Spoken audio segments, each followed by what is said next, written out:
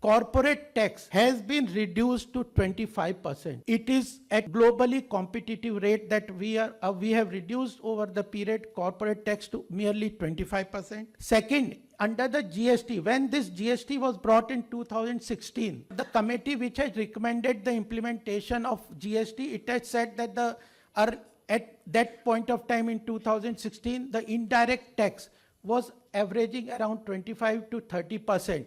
And they said once we implement GST, the revenue neutral tax under the GST will become around 15 to 15.5%.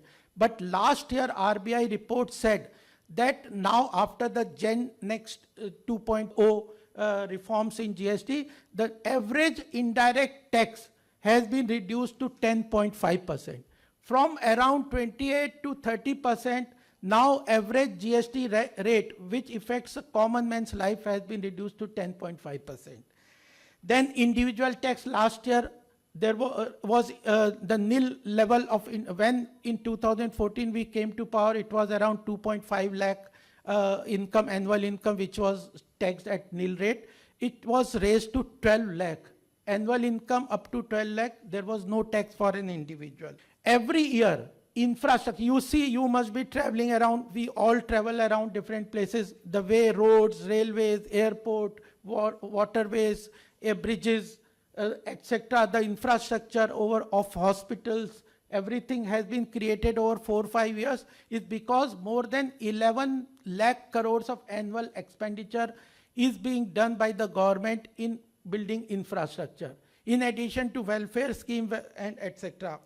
Last, in 2-3 months back, labor code reforms were notified, big reforms. Today I was reading in a newspaper when I was coming to this place that the implementation of labor code reforms has started generating employment in tier 2 and tier 3 and tier 4 cities. So labor code reforms were implemented. Virtual assessment, I said that assessment without person going to any office, etc. He can now at least sit in his office, file his returns. There will be faceless assessment for him.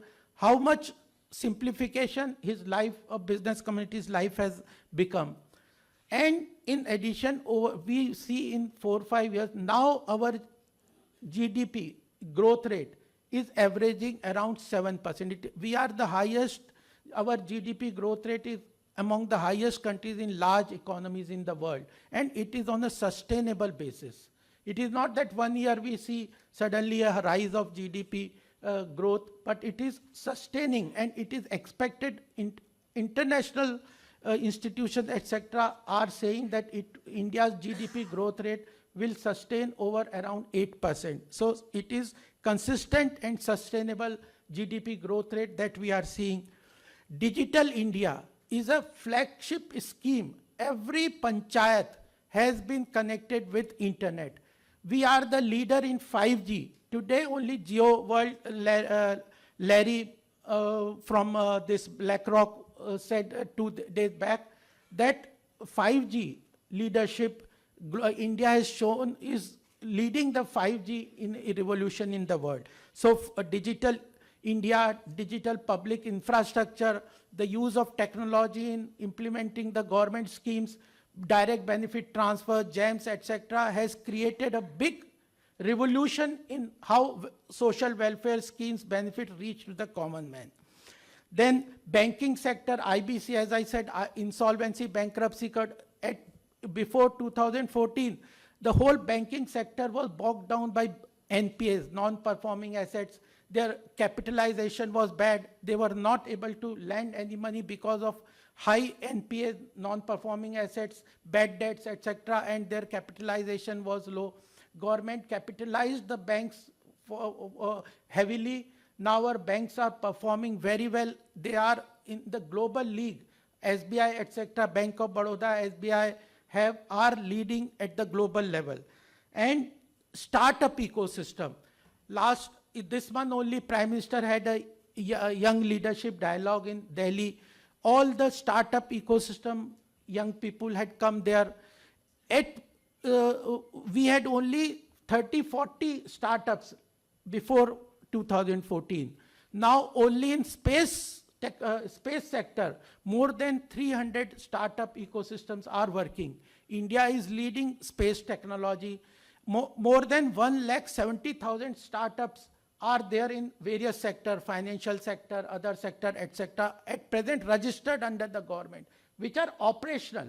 1,70,000 because of Startup India, because of Atal Tinkering Lab, and support of the government. So this and public sector undertaking, if those who are associated with financial market or capital market will understand that before the public sector undertakings were considered to be a lag to the government. They were considered that they are the institutions which should be sold off. And over the last 11 years, if you see, not only they are strong public sector undertaking, but last year they contributed 4 lakh crores of dividend to the government. Their share prices, their market capitalization have increased multiple fold. So I tell you that in last 11 years, big economic growth foundations have been laid out in this every sector. And now this budget was presented to sustain that growth, to lay the foundation for the Viksit Bharat.